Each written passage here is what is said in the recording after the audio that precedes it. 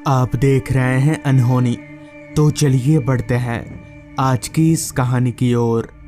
तब घड़ी में रात के 8 बज रहे थे जब हम सारे दोस्त हमेशा की तरह ही पंडित कृष्ण कुमार जी के घर में कहानी सुनने आए हुए थे। कृष्ण कुमार जी हमारे गांव के इकलौते पंडित हैं। गांव में कोई भी शुभ काम पंडित जी के बगैर होता ही नहीं था। पंडित जी की कहानियाँ इतनी मज़ेदार होती थीं कि हम सारे दोस्त कई कई घंटे उनके घर में कहानियाँ सुनते रहते थे। उस रात भी पंडित जी ने कहानी बताना शुरू किया। सुनो बच्चों, आज मैं तुम लोगों को अपने साथ घटी एक भूत की कहानी सुनाऊंगा। ध्यान से सुनना, और हाँ, याद है ना, बीच में किसी को भी कुछ बोलना नहीं है। इतना कहकर पंडित कृष्ण कुमार जी ने वो कहानी शुरू की जिसे मैं आज तक अपनी जिंदगी में भूल नहीं सका। बात आज से तकरीबन 25 साल पुरानी है। तब मैं यानी पंडित कृष्ण कुमार जी जवान हुआ करते थे। बदन में एक अलग ही ऊर्जा थी। उन दिनों शादियों का लगन चल रहा था। दिन में 2-3 शादियां तो मैं आराम से निपटा ही लेता था, और कभी कभी तो इससे भी ज़्यादा, क्योंकि शादियां सिर्फ हमारे ही गांव में नहीं बल्कि अगल बगल के गांवों में भी लगातार होती रहती थी। ऐसे ही एक दिन मुझे हमारे गांव से 3 किलोमीटर दूर एक ज़मींदार साहब की बेटी की शादी में जाना था। हालांकि वो गांव हमारे यहाँ से काफ़ी दूर था, मगर उस गांव के ज़मींदार साहब से मेरी अच्छी जान पहचान थी और उनकी ये ख़ास इच्छा थी कि उनकी बेटी की शादी मैं ही करवाऊं। तो मैं किस मुंह से मना करता, लिहाजा मुझे वहाँ जाना ही पड़ा।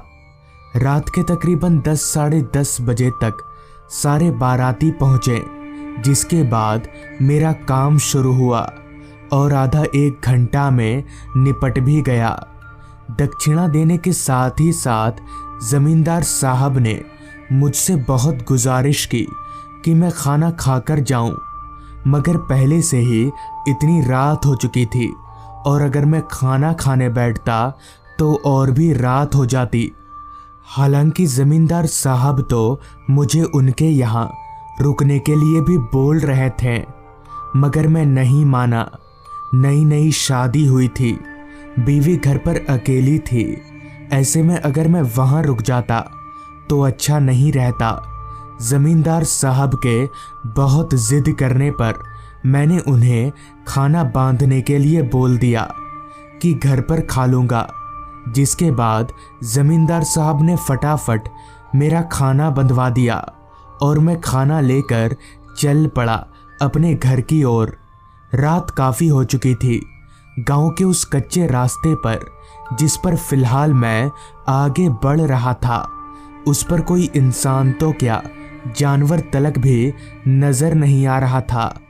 अंदर ही अंदर मुझे काफ़ी डर भी लग रहा था, क्योंकि मेरे पास दक्षिणा के काफ़ी सारे पैसे थे। इसलिए मैं तेज़ी से रास्ते पर आगे बढ़ने लगा। चांद की रोशनी में पूरा रास्ता दिन की तरह चमक रहा था। हालांकि उतना साफ तो नहीं था, मगर रास्ते पर चल पाऊं इतना दिख रहा था।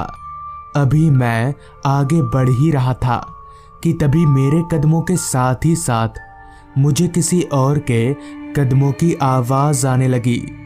मेरे आगे तो कोई नहीं था।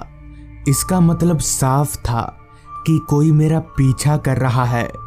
मैं तुरंत पीछे पलटा तो पाया कि एक काली सी परछाई, जो कि किसी आदमी की थी, वो मेरे पीछे पीछे आ रहा है। एक बार के लिए सर से लेकर पैर तक मेरा पूरा शरीर कांप गया, मगर फिर मैंने सोचा शायद यहीं का कोई आदमी होगा, मेरी तरह कहीं जा रहा होगा। इतना सोचकर मैं कुछ देर के लिए वहीं पर खड़ा हो गया कि पहले उस आदमी को जाने देता हूँ। मगर जैसे ही मैं रुका कि वो आदमी यानी वो काली सी परछाई भी एकदम से वहीं पर रुक गई। मेरा डर और भी ज्यादा बढ़ गया। मेरे रुकने पर वो आदमी रुका क्यों, ये मेरे पल्ले नहीं पड़ रहा था। खैर, मैंने वापस से आगे बढ़ना शुरू किया तो मेरी देखा देखी उस परछाई ने भी चलना शुरू कर दिया। अब मुझे पक्का यकीन हो गया था कि दाल में कुछ तो काला है, मगर मैं उस वक्त ये भी जानता था कि मेरा एक गलत कदम मुझे मौत के घाट उतार सकता है।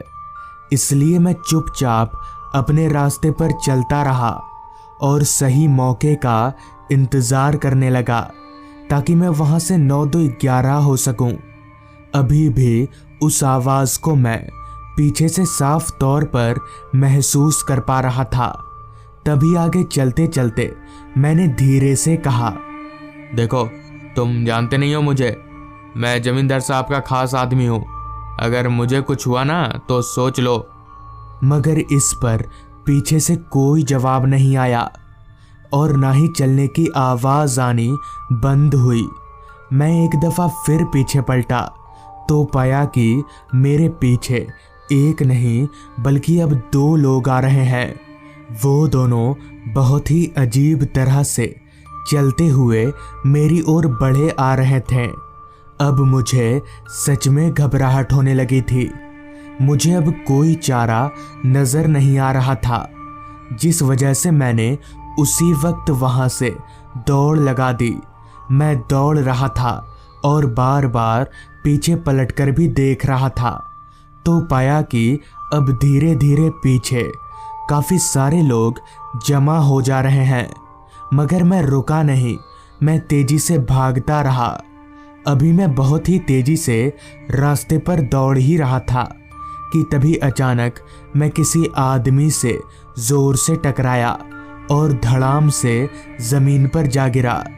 इससे पहले कि मैं खुद संभलते हुए उठता, उस आदमी ने मुझे तुरंत सहारा देकर उठाया और मुझे उठाकर कहीं ले जाने लगा, जिस पर मैंने कहा, कौन हो तुम? कहाँ ले जा रहे हो मुझे?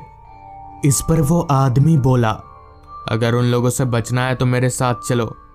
उस वक्त मुझे कुछ सूझ नहीं रहा था कि क्या करना चाहिए, जिस वजह से मैं उस आदमी की बात सुनकर उसके साथ साथ चलता रहा।